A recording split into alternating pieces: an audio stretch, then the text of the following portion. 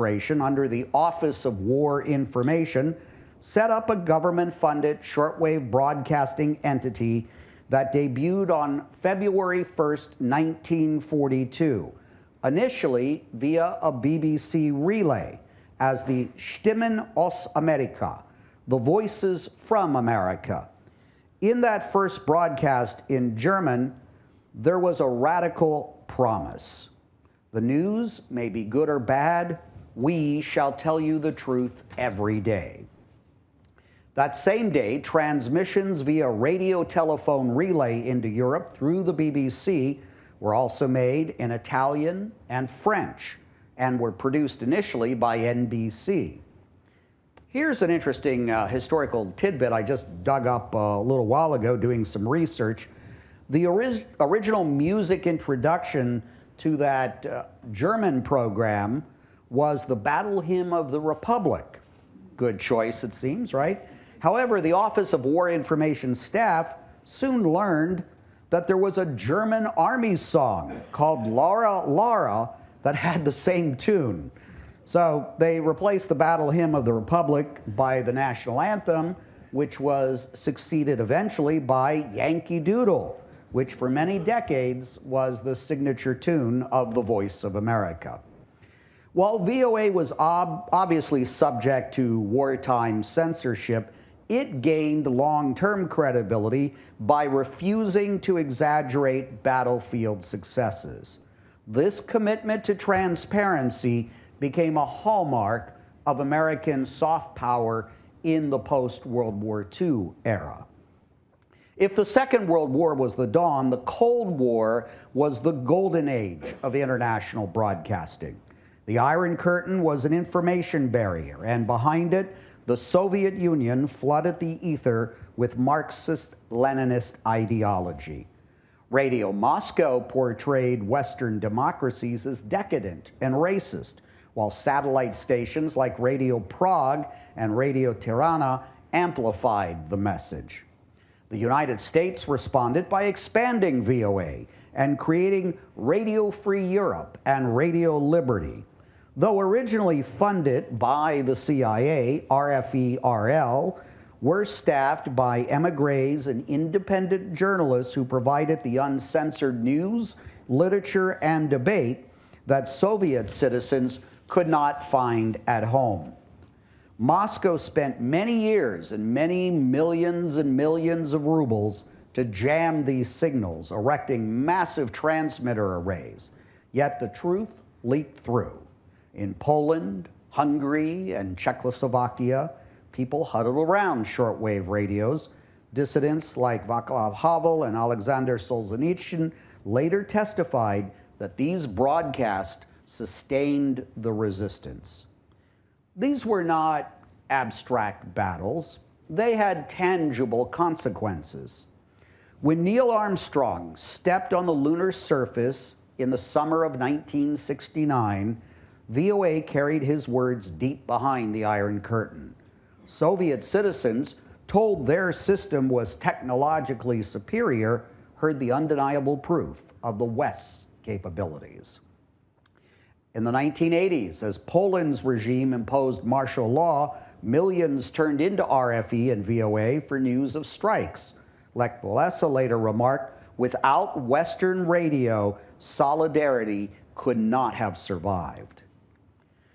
The Chernobyl disaster, 1986, when the Kremlin attempted to suppress news of the nuclear meltdown, it was the BBC, VOA, Radio Sweden that broke the story.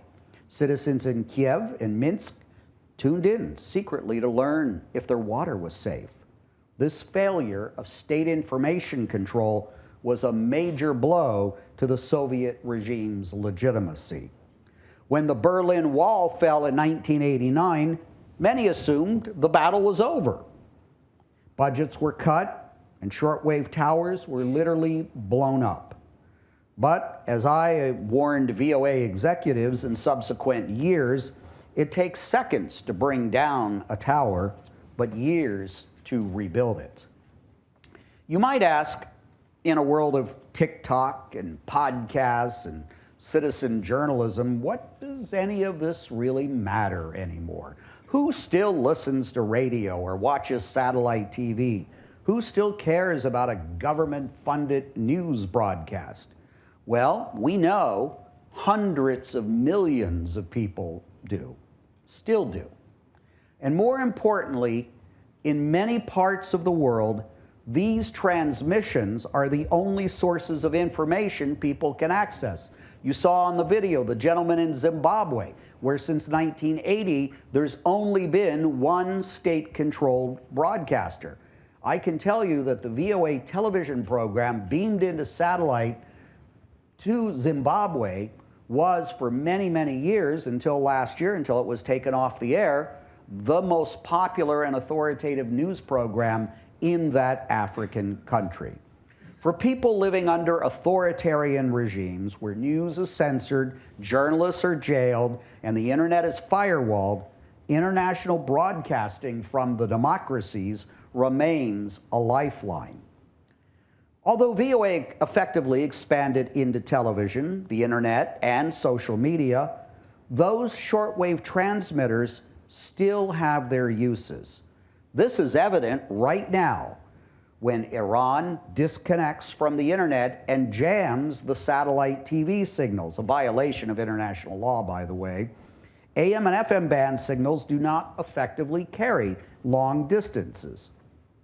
It was also evident when Russia launched its full-scale invasion of Ukraine. Millions of Ukrainians became refugees as they fled to Poland and elsewhere. They did not have access to satellite TV or even electricity. The only way to reach them was radio, so they could pick us up on their battery-powered radios. At that time, the overseers of the Voice of America, the executives of what is called the U.S. Agency for Global Media, were slow to respond.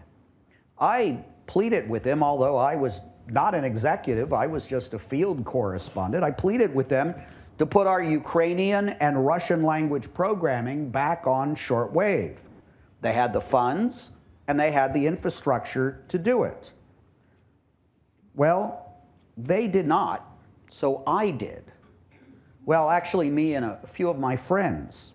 I did not tell my bosses, but we formed something called Shortwaves for Freedom. Kind of a hokey name, but that was deliberate.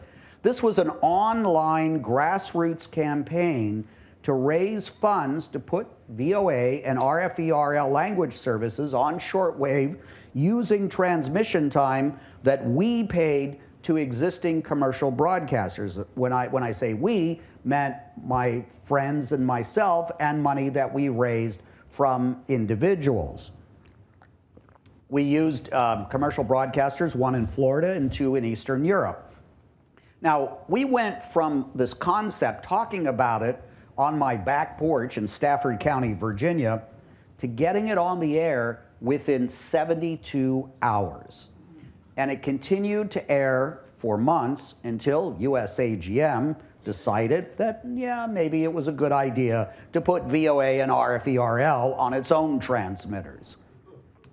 If I had admitted to being the instigator of this rogue operation, they probably would have taken severe action against me. I had already been in the crosshairs of politically appointed executives of the first Trump administration, and I would be again. More on that in a few minutes.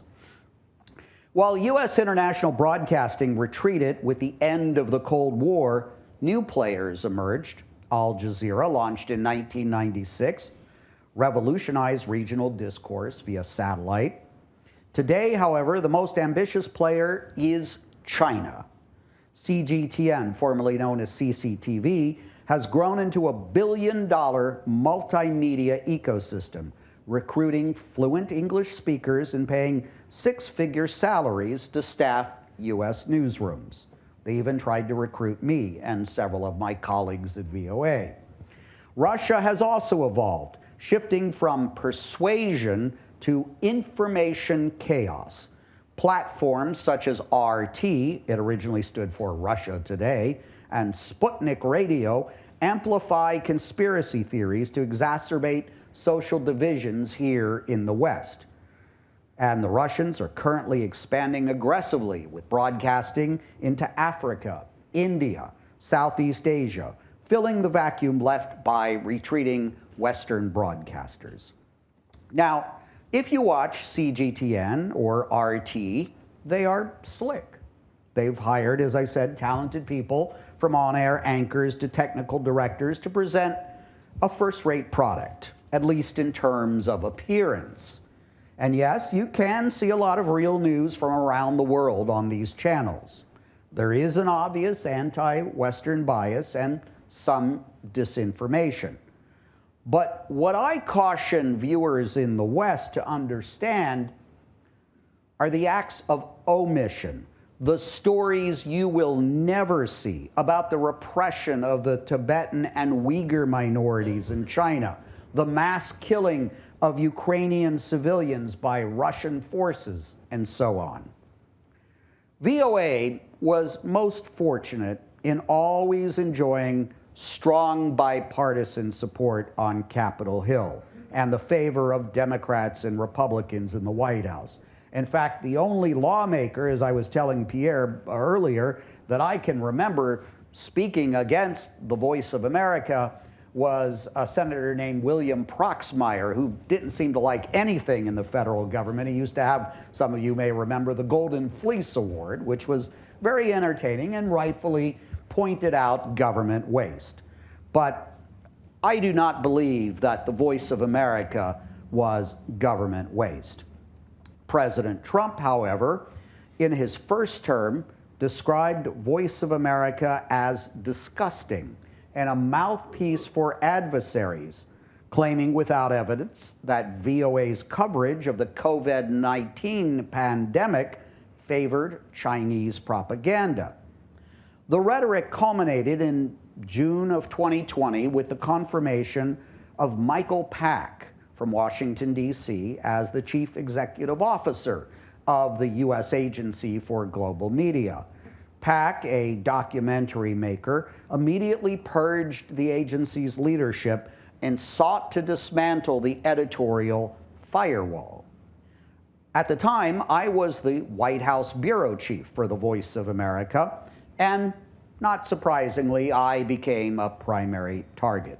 They wanted a head on a pike, and my head was pretty high profile. The US AGM leadership hired the law firm McGuire Woods to conduct a bias investigation, producing a 30-page report, which I believe cost more than $500,000, alleging that my social media posts violated neutrality rules. Believe me when I tell you that perhaps the only personal opinions I've ever expressed on social media involve my intense dislike for mayonnaise. And I would say that I've also talked about how I do not like pineapple as a pizza topping. While Judge Beryl Howard later ruled in November 2020 that the actions against me and others in our parent agency were likely illegal violations of the First Amendment and the VOA firewall, the victory was largely symbolic. In January 2021, White House correspondent Patsy Widakuswara, who you saw in the videos, attempted to question Secretary of State Mike Pompeo as he left VOA headquarters following a speech in which he had attacked VOA and refused to take any questions from any reporters. Within hours, the director of the Voice of America, Robert Riley, a PAC appointee, removed her from the White House beat, a move that became a flashpoint for the agency's growing internal crisis. Fortunately, the clock ran out on these political appointees who were fired by Joe Biden within the first hours of his administration. The return of the Trump administration, the second Trump administration in 2025, saw an immediate intensification of the previous tactics. Richard Grenell, a high-ranking official in the second Trump administration and who briefly headed the now famous Trump Kennedy Center for the Performing Arts, publicly attacked me on social media, accusing me of treason, a social media post I made quoting an NGO official who was opposing the destruction of the U.S. Agency for International Development, USAID. This public targeting signaled a new phase of high-level administrative pressure on individual journalists such as myself.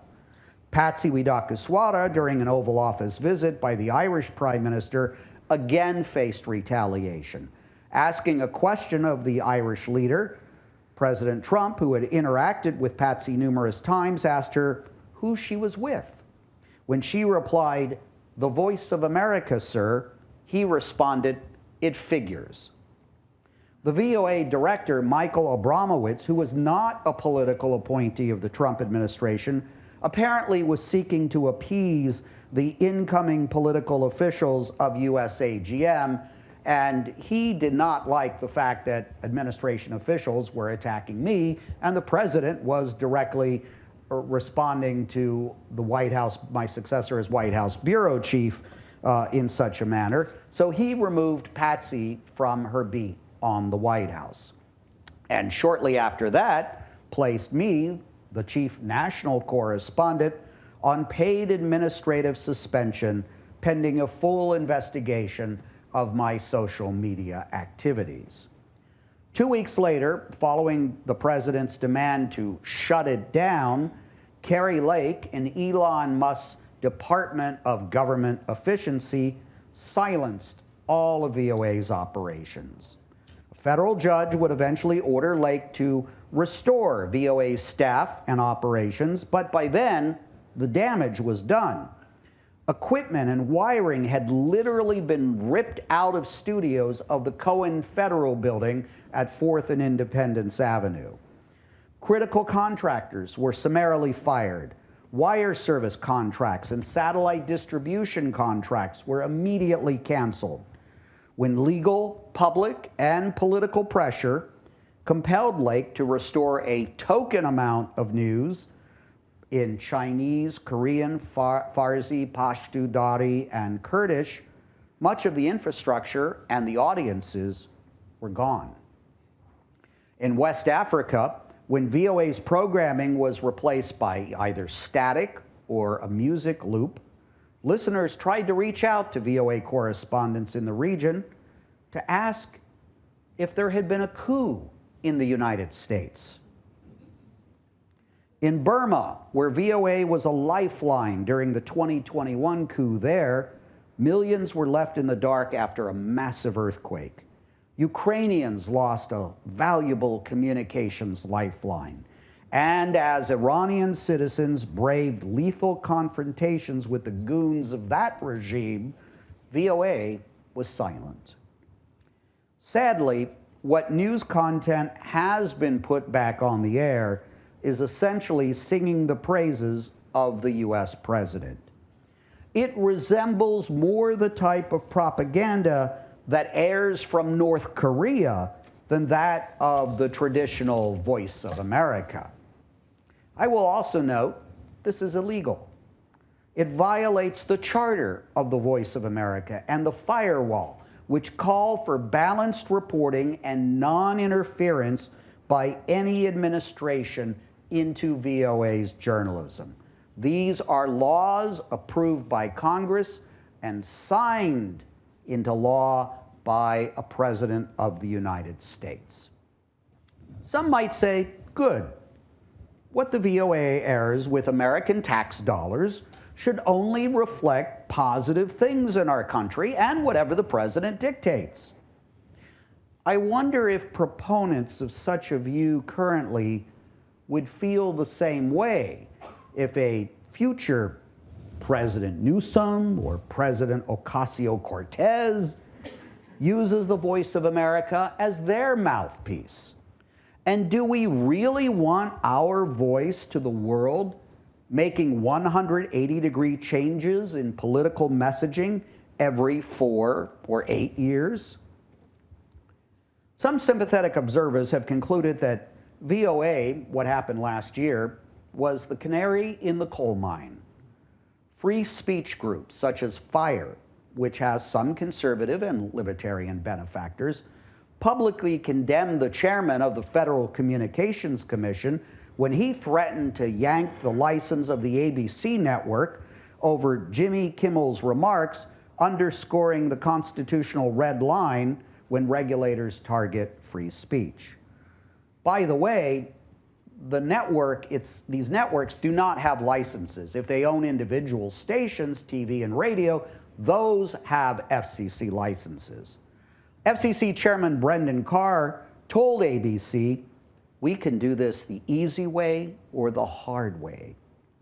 The rhetoric offended even stalwart conservatives, such as Senator Ted Cruz of Texas, who said the FCC chairman's comments were, quote, right out of a mafioso coming into a bar going, "Nice bar you have here, it'd be a shame if something happened to it."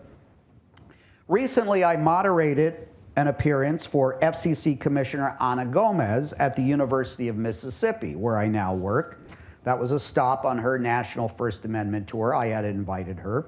Gomez, who's the lone Democrat on the three-person commission, said, quote, "It is in moments like these when it is important to understand that the FCC does not have the authority, the ability, or the constitutional right to police lawful content or to punish broadcasters for speech the government dislikes. And if it were to take that unprecedented step, it would run headlong into the First Amendment and fail in court." I would add that the chilling effect, however, does not require actual license revocation. The mere threat prompts risk-averse corporations to self-censor, pull programming, or temper their coverage. The escalating campaigns of lawsuits, settlements, regulatory threats, and public denunciations against the press is not merely political theater. It's a textbook case of state intimidation designed to chill speech and reshape journalism's role in a democracy. When a sitting president brags about forcing major networks to pay tens of millions of dollars in defamation settlements, sues newspapers for billions, and publicly muses about stripping broadcasters of their licenses, he is sending a clear message. Criticize me, and it will cost you. This pattern mirrors the authoritarian drift seen in several other democracies. In Poland, the Law and Justice Party, when it was in power, tightened control over public broadcasters, turned state advertising into a tool to reward friendly outlets and bankrupt critical ones, and unleashed defamation lawsuits against journalists. In Hungary, Viktor Orban's government packed media regulators with loyalists, engineered ownership takeovers of independent outlets, and blurred the line between public information and party propaganda. With him losing the latest election, that is now on a reverse course. Kerry Lake, I should note, 2 days before Orban was hosted at the White House by President Trump, took credit for permanently shutting down the Hungarian language service of Radio Free Europe because it was allegedly critical of Orban's authoritarian-leaning government. In India, Prime Minister Narendra Modi's government has used tax raids, terrorism charges, and advertising boycotts to pressure critical newsrooms, while state-aligned conglomerates acquire formerly independent media brands. The tactics differ in detail, but the underlying playbook is the same. Combine economic pressure, legal harassment, regulatory intimidation, and ownership manipulation to shift media from a watchdog role to a compliant mouthpiece. Each action taken individually can be defended as lawful, but together they erode the structural independence on which a free press depends. The lesson from Warsaw, Budapest, and New Delhi is clear. The slide from free press to managed press does not happen overnight. It happens one lawsuit, one license threat, one merger or network sale, one silenced critic at a time. The Department of War, recently attempted to require journalists to pledge that they will not publish unauthorized documents or secret information or lose their Pentagon press passes and access to any U.S. military facility worldwide. When this was issued, most of the reporters handed in their access badges and walked out. Internationally, such a policy signals to authoritarian regimes that it's acceptable to police press content under the banner of national security. Domestically, it undermines public trust in the media. If reporters are perceived as operating under Pentagon-approved terms, their independence and credibility would suffer. I recently flew to Tokyo to deliver an address at the celebration for the 80th anniversary of the Pacific Stars and Stripes newspaper, which if any of you had served in the Pacific, I'm sure you were readers. It's still around. Although paid for by the Department of Defense, the newspaper is supposed to operate freely of government censorship, and was until just a few weeks ago. Hopefully, Stars and Stripes does not suffer the same fate as VOA, but it is under attack, with the Defense Secretary demanding the newspaper no longer print any wire service copy, don't use stories from AP or Reuters, and he also ordered the elimination of the comics. Go figure. The Pentagon also told the newspaper that its ombudsman position would be defunded, and yesterday fired the ombudsman. The First Amendment is not just a legal clause. It is the operating system of our free society. It guarantees freedom of speech, press, religion, assembly, petition. These are the mechanisms by which citizens keep power in check, that ideas flourish, and the nation has evolved. Undermine them, and everything built on top becomes vulnerable. For decades, U.S. advocacy for free expression was a pillar of our soft power. If America undermines that principle at home, it loses moral authority abroad. Authoritarian governments eager to justify their own crackdowns will point to the U.S. and the hypocrisy, and the dissidents worldwide will have fewer allies. In the case of the Voice of America, Chinese and Russian state broadcasters are already moving to fill the airtime on VOA's affiliate TV and radio broadcasters and on the shortwave radio frequencies that I talked about. As someone who's reported from dozens of countries, many of them where reporters are not free to question leaders, I deeply cherished my daily opportunity for years to be able to directly question the leader of the free world, regardless of which political party he represented. And I would say regardless of whether you're on the left, the right, or the center, or disenchanted with the entire political process, I hope you will leave here agreeing on this. If speech can be suppressed, whether that is conservative speech, liberal speech, or libertarian speech, the American people are not in a position to challenge tyranny, correct injustice, or even imagine alternatives. What's at stake, ultimately, is not just a legal right.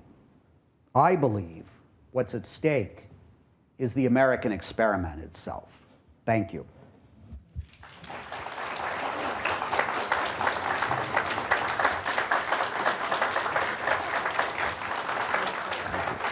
Thank you. Okay. Steve, thank you very much. I'm sure nobody has any questions, but we have left some time, if you wish, to ask Steve. Ask me anything. Also, let me point out over here are copies of a book that Steve wrote about his experience at the White House. So, and there's a lot more in there too. I talk about the the relationship between the press and presidents going all the way back to George Washington, and how, Pierre, George probably decided not to run for a third term and go back to Mount Vernon because he was being called an autocrat, wannabe king, senile. Sound familiar?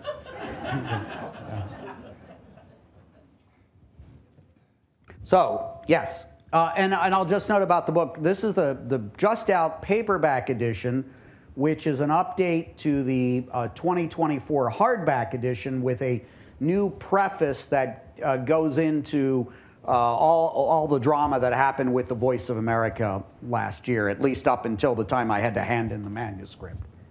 Keeps changing every week. Well, if you have any questions, let's see, I'm here, and I was hoping that Jen would be back to pass microphone, but I can pass my mic. Get your exercise today, Pierre. There seems to be some growing dissatisfaction on the right with the current administration, and the elections are coming up. What is the current status at VOA, and is there hope of some significant change coming out of the Congress? And I would just note that Pacific Stars and Stripes was set up under congressional legislation, not under an administration. Right. And I would significantly hope that the Congress would reassert its power to ensure freedom of. I was a Stars and Stripes correspondent in Vietnam, and I. Oh, really? I really experienced firsthand the importance of that freedom. Yeah. What's your name? Charles Self. Great. I was there a long time ago, though. Well, seems like yesterday, right?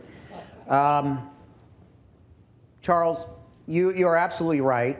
The situations with Stars and Stripes and Voice of America are similar in many ways, which I tried to point out. I predict that there will be significant bipartisan pushback against the Pentagon on these moves against Stars and Stripes. With the Voice of America, the Congress this year has restored most of the money for VOA, and that Congress is under control of the Republican Party. The problem is we still have a recalcitrant, self-appointed leader of the parent agency of VOA who's said that it's like a rotten fish from the head down and should be destroyed, and that's riddled with spies and all this sort of nonsense. Well, she's been in charge now for a year, although the latest lawsuit that's been filed is saying that what she's putting out on the Voice of America right now, the propaganda, is illegal, and that she was illegally appointed, something I've been pointing out very publicly since she came in March of 2025. So what's on the Voice of America right now, I pointed out, it's up in about 6 language services. It's a shadow of its former self. I call it a Potemkin village or a zombie broadcaster. And you can go and find the content that's out there. They have, it seems, only one English language reporter who's writing content in English. For some reason, it's being translated into Chinese, and then he translates it back to English, and it reads like a White House press release. And then you well know that's not our job as journalists. Yeah. Over here.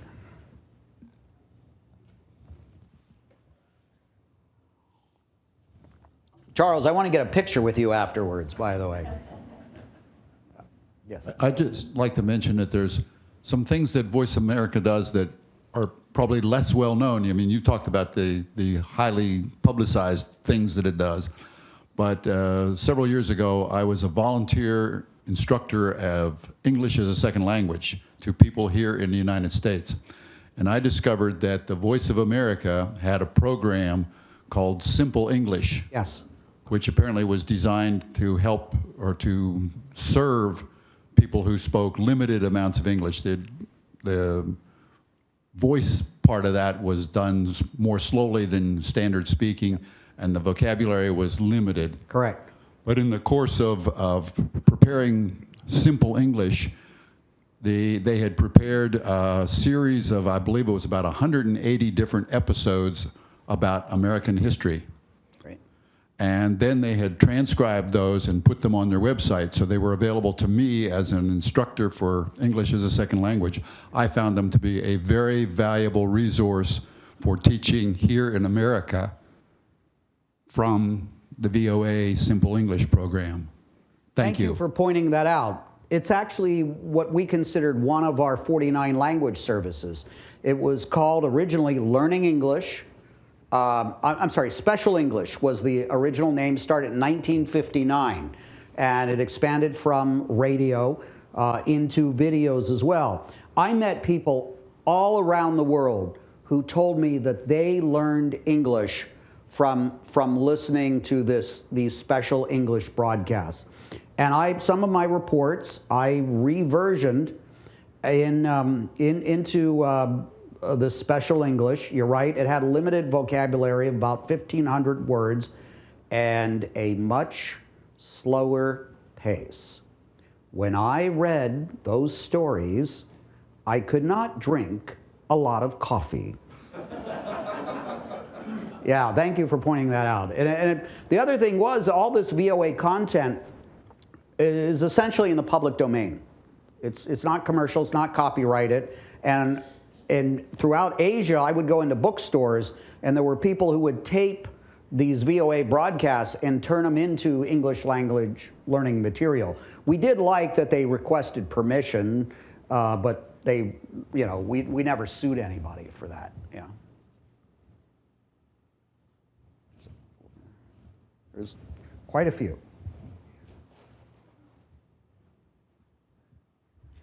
I listened to a lot of those simple English broadcasts when I was with my State Department parents in Algeria because of timing issues. Right. And they had some great jokes about people learning special English over shortwave because the shortwave changed. Yeah, right. But my question is a side one. I am watching and listening to the propaganda things that are ostensibly coming from Iran now. And I feel disloyal, but they are hysterical. And I'm like, when I look at what we are doing back, we are outclassed. You're talking, really Iran. yeah. For the people who don't know, what Danielle is talking about are these animated Lego videos that ridicule the president, demean U.S. forces, and in my speech I mentioned Lord Hee Haw and Tokyo Rose. This is a propaganda battle. And they are using cutting-edge technology and humor to try to undermine the United States. And you're right. It can be very, very effective. But thank you for pointing that out. Yeah.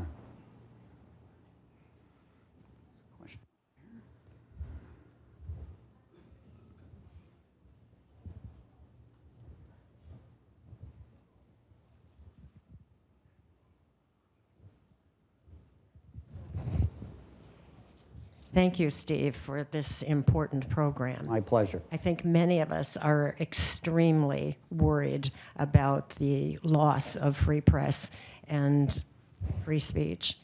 What do you recommend? What are all of your ideas that you would suggest we entertain, and we'll do what we can where we can?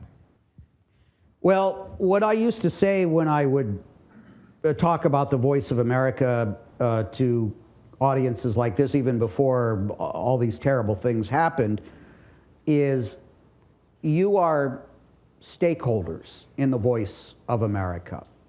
your tax dollars paid for it, just as your tax dollars were paying to some degree, either voluntarily or involuntarily, for public broadcasting funding as well. And I'm just like you. I'm a private citizen now. I still do some freelance journalism, and I'm basically an academic. I run a journalism institute at the University of Mississippi. We also have a DC office. It's called the Jordan Center for Journalism Advocacy and Innovation. It's a nonprofit, and you're all welcome to contribute your dollars to that as well. But what I would say is you need to be active citizens. Journalism, you know, the great thing in this country is the government does not regulate journalism. You don't need a license to be a journalist. And now we have a whole crew of citizen journalists cropping up, especially in news deserts across the country, to cover those school board meetings and county commission meetings that used to have a reporter there and do not. So that's one way that people are getting involved. We probably don't need another reporter to cover politics on Capitol Hill, okay?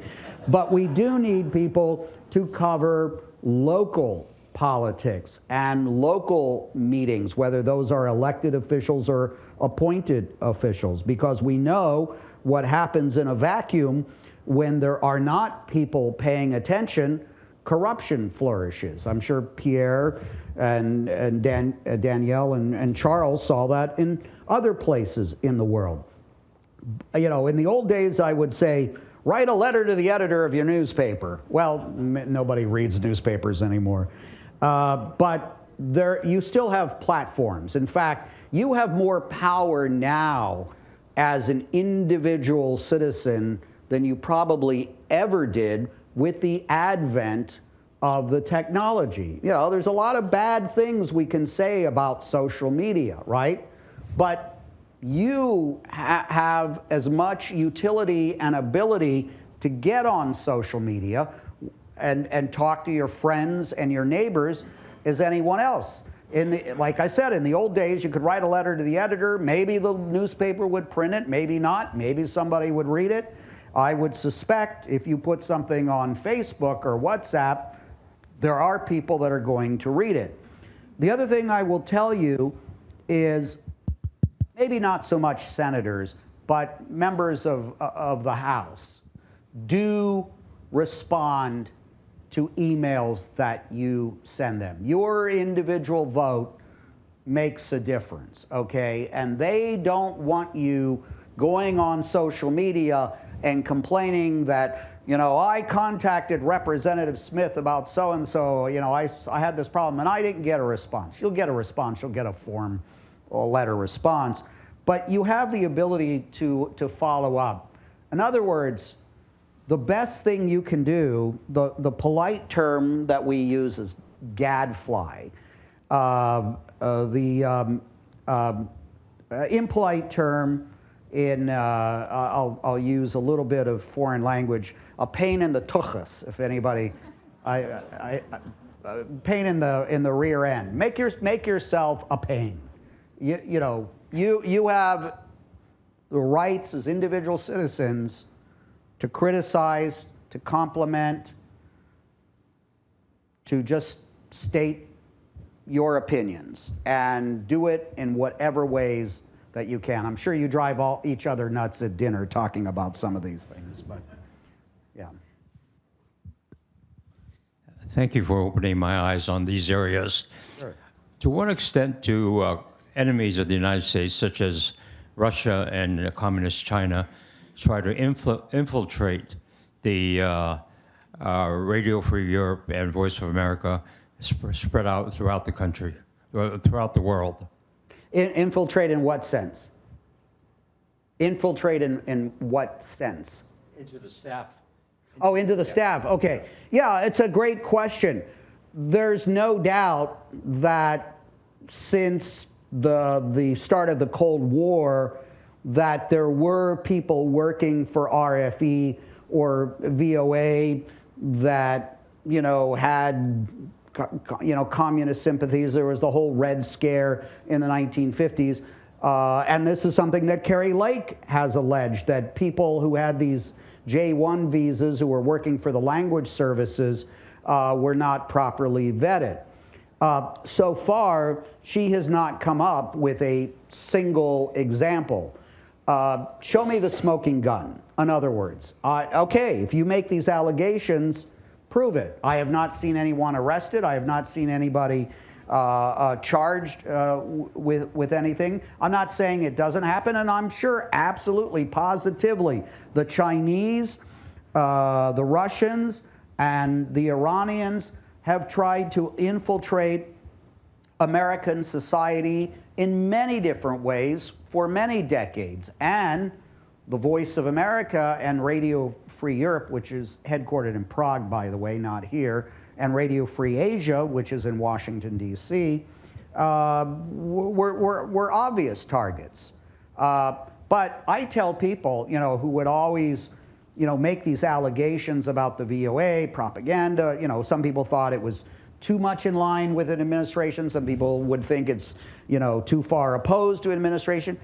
I would always say to them, go look at the stories.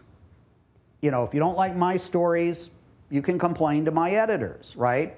You have recourse. Congress has the ability to hold hearings and has held hearings about the Voice of America. So find something that you think is somehow undermining the United States. The thing that, as I mentioned in my speech, that people did not like about the Voice of America, when we were broadcasting overseas, we talked about the problems that existed in this society, whether it was racial discrimination, the civil rights movement, but we're compelled on whatever the controversial issues are in this country. If we're reporting about birthright citizenship or about abortion, we will interview people on both sides of the issue, not taking the stance that whatever is the stance of an administration at a particular time. And you also, I'm sure, have noticed in administrations, what was the word that one political candidate used? Flip-flop, right? That, issues, that stances change too.